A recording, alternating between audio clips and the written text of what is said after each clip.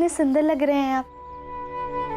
सच कहूँ तो विवाह के दिन जैसा दूल्हा बन के लग रहे थे, आज वैसे ही लग रहे हैं।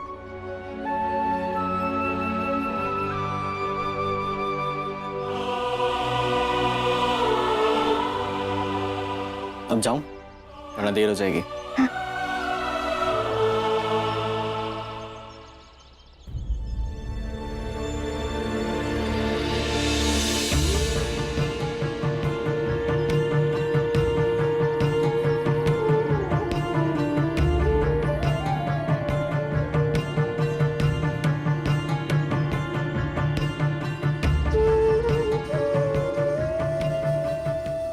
मैं आनंद भैया को रोक नहीं पाया रमा। अरे आनंद,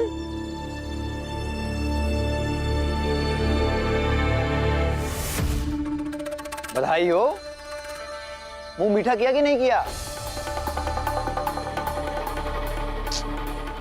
कोई बात नहीं, मैं हूं ना तुम्हारा शुभचिंतक। मैं देखो मिठाई लेकर आया हूं।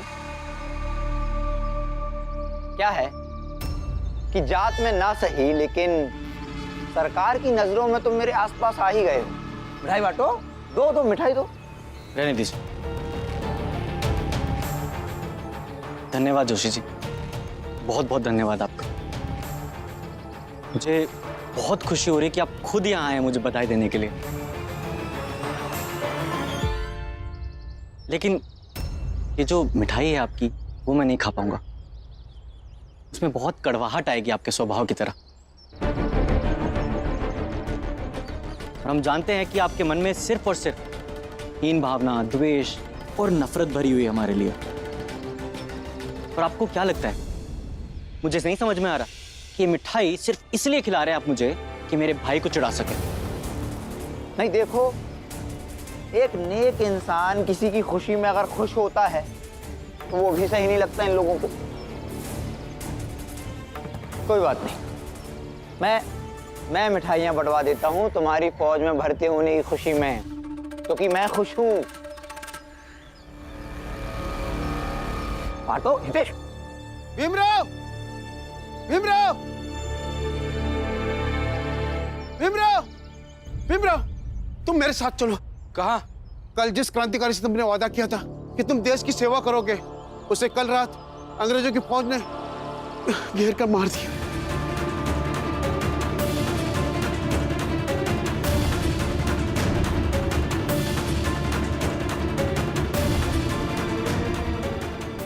क्या चलिए।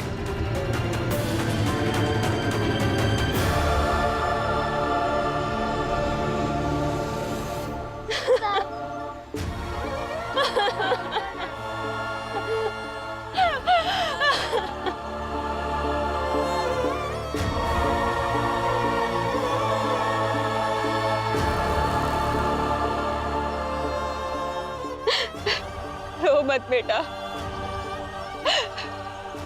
तेरे बाबा शहीद हुए हैं। देश की आजादी की लड़ाई लड़ते लड़ते अंग्रेज की सैनिकों की गोली हंसते हंसते खाई है।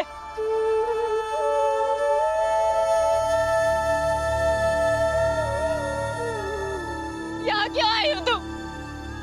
मेरे पति को मारकर चैन नहीं मिला अंग्रेजी हुकूमत को, अब हमें भी मारने आए हो। जाओ यहाँ से।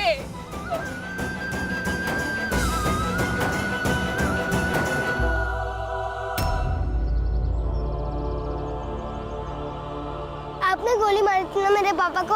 हाँ? बोलो, आपने गोली मारी थी ना मेरे पापा को? आपने गोली मारी थी ना? हाँ? बोलो, बताओ।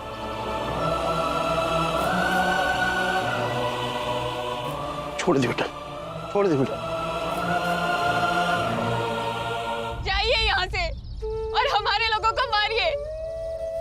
यहाँ क्यों आए मातम मनाने? जाओ यहाँ से। उसकी मृत्यु भी उसके जीवन जितनी महत्वपूर्ण है। मृत्यु के बाद भी अगर उसके विचारों से समाज और मनुष्यता का निर्माण होता रहे तो उसका जीवन सफल है। मनुष्य मर सकता है किंतु उसके विचार नहीं। और ये सब ऐसे ही लोगों में था। डर, हिंसा से आप सदैव के लिए विजेता नहीं हो सकते। अगर अंग्रेजों को लगता है कि वो इस तरह डरा करके इस देश पर हमेशा कब्जा कर पाएंगे तो वो गलत सोचते हैं। शाश्वत तो अहिंसा है, प्रेम है, और जिसके हृदय में प्रेम है वही अमर है, वही विजयी है, वही बलवान है, और अंत में उसी की जीत होगी।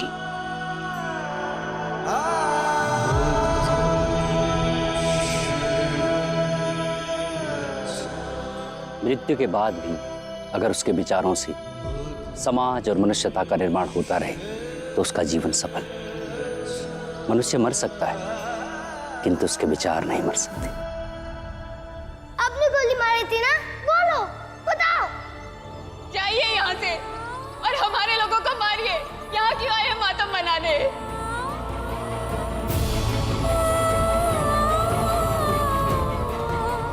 इसकी मृत्यु भी इसके जीवन जैसी ही महत्वपूर्ण है। जीवन जैसे मृत्यु भी महत्वपूर्ण कैसे हो सकती है?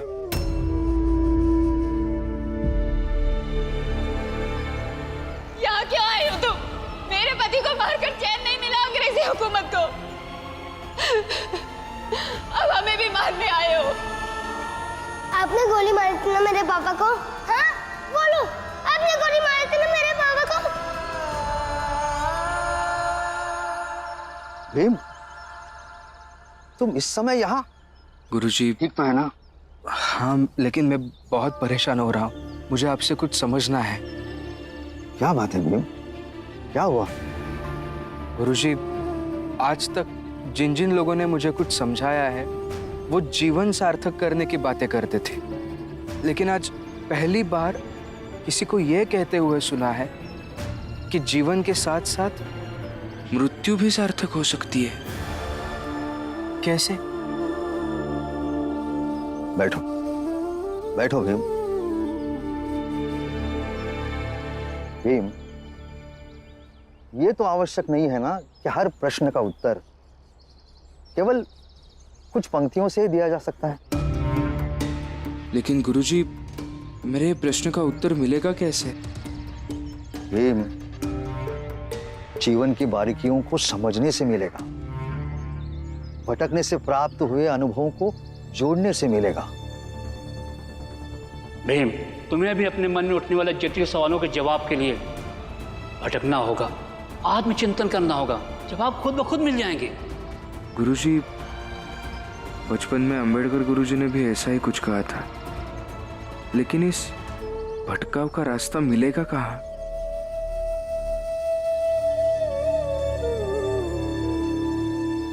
चलो। कहाँ? चलो तो।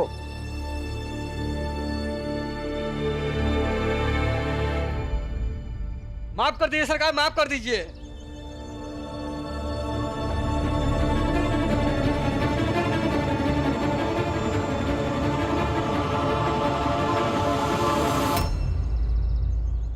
बुआ, जहाँ तक वो क्रांतिकारी की लाश थी वहां तक वो थे, लेकिन वहां से निकलकर पता नहीं कहाँ चले गए। रमा, परेशान मत हो बेटा, नौकरी ढूंढने चला गया होगा, आ जाएगा। लेकिन रमा, अब परेशान होने से क्या होगा? किस्मत किस्मत की बात है ना। जैसे मेरे पति फौजी बन गए और तेरे पति इधर उधर की धूल भाग रहे। लक्ष्मी, किसी बात पर खुश होना, किसी बात पर गर्व करना अच्छी बात है, लेकिन किसी को नीचा दिखाकर ये सब करना गलत है। बुआ, अब इस घर में मैं और आई तो हमेशा गलत ही होते हैं। तेरी ये सब बात सुनकर लगता है कि तू जीजाबाई के साथ ज्यादा ना रहे, वही अच्छा है। आप? क्या हुआ? क्या हो गया है? आप इतनी जल्दी वहां से क्यों आ गए? कुछ नहीं, नहीं करनी मुझे नौकरी। क्या बोल रहे आप? इतनी मुश्किल से आपको नौकरी मिली थी, क्या पागलपन है ये? क्या हुआ बताइए ना। तुम समझोगी ही नहीं, तुमको जो सोचना है सोचो, मुझे नहीं करनी है नौकरी।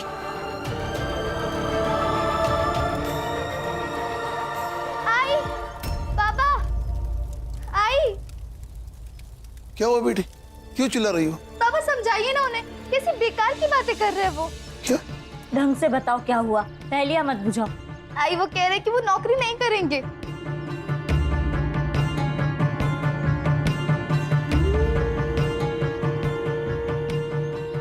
बाबा, आपने कल सिखाया था कि इस वर्दी पर कभी दाग नहीं लगने दो, लेकिन इस नौकरी से मेरी निष्ठा कमजोर हो गई, और अगर अब ये नौकरी की तो दाग लग जाएगा बाबा।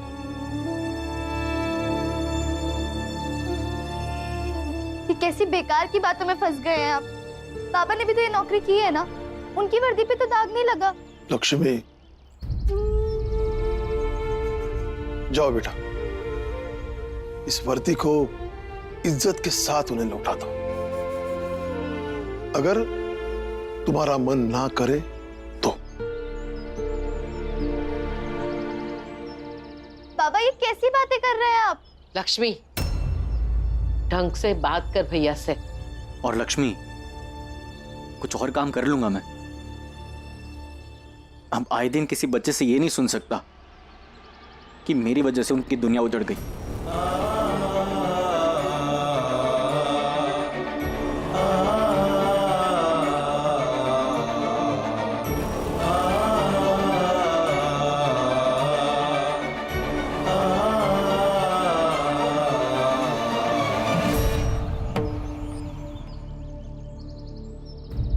पता नहीं क्या जादू है भीम बाबू में, जो चाहते हैं अंत में वही होता है।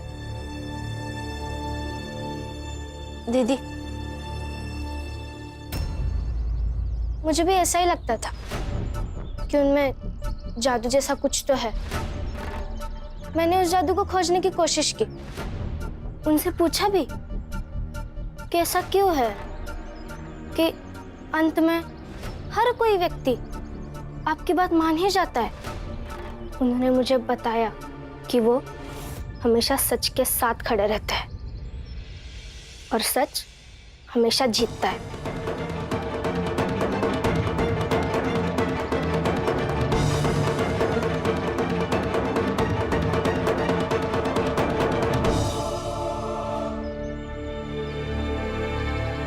गुरुजी, कहाँ लेके जा रहे हैं आप? चलो तो सही, चलो आओ।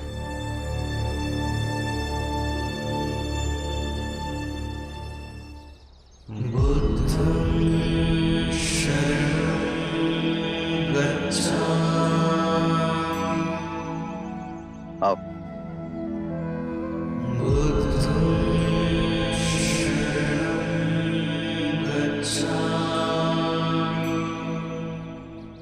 गुरुजी,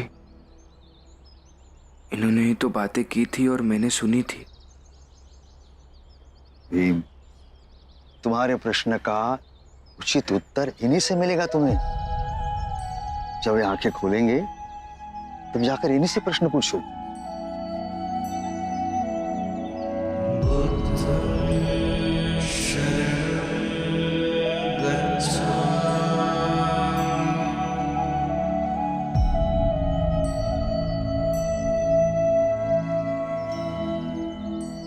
मुझे आपसे कुछ पूछना है। पूछिए। मृत्यु जीवन से भी ज्यादा सार्थक कैसे हो सकती है? प्रतीक्षा कीजिए, जब सही समय आ जाएगा तुम्हारे प्रश्न का भी उत्तर मिल जाएगा। आओ बैठ जाओ।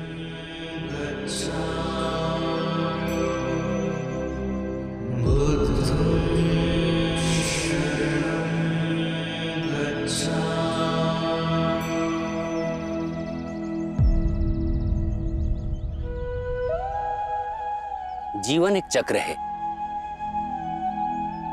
जो जन्म और मृत्यु से पूरा होता है। एक उसे आरंभ करता है तो दूसरा उससे पूर्ण।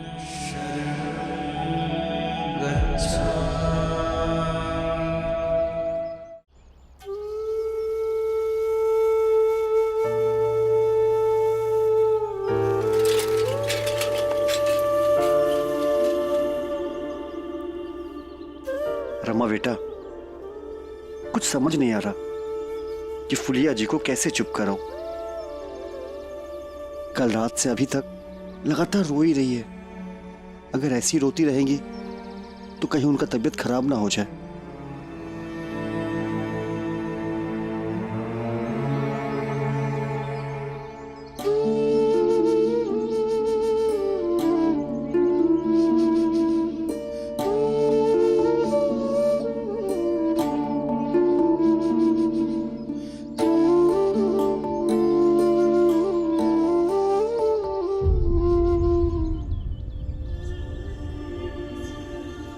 फुलिया काके,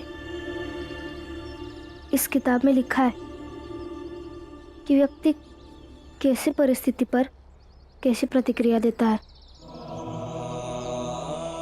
उसी से तय होता है कि उस परिस्थिति में व्यक्ति बनेगा या टूटेगा।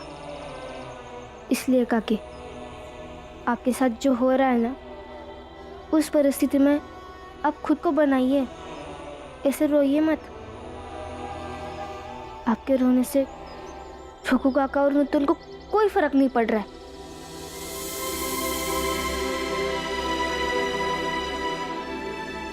लेकिन बहुत लोगों को बुरा लगता है, तकलीफ होती है।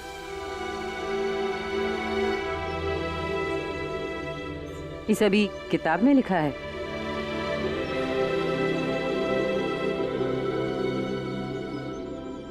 ये गणित की किताब है दीदी, दो ना, मुझे पढ़ना है।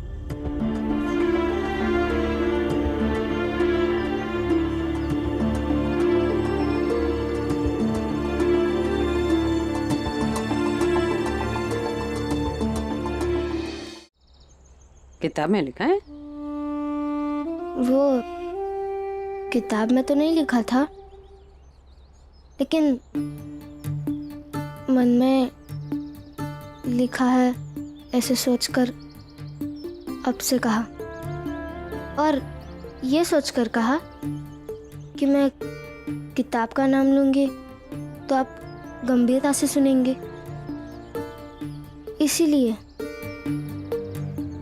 और मेरे पति मुझे समझाते हैं तो वो हमेशा किताब का ही सहारा लेते हैं, बस इसलिए ना? हाँ, किताब में लिखा है ना? किताब में लिखा है ना? किताब में लिखा है, हाँ? किताब में। ये फुलिया पागल वागल हो गई का? दुकान से निकाल दिए हो, कमाई खत्म हो गई है। बेचारी को झटके लग रहे होंगे।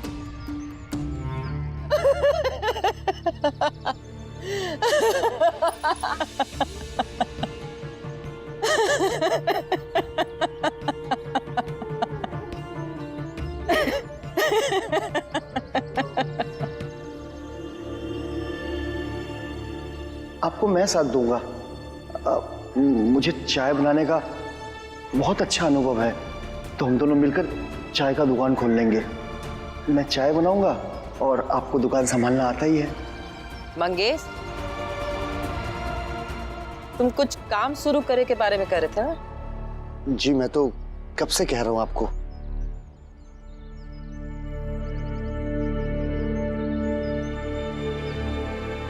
शुरू करते हैं अपना काम।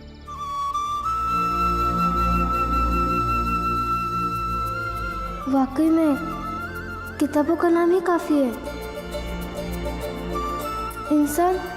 इंसान से ज्यादा किताबों पर भरोसा करता है।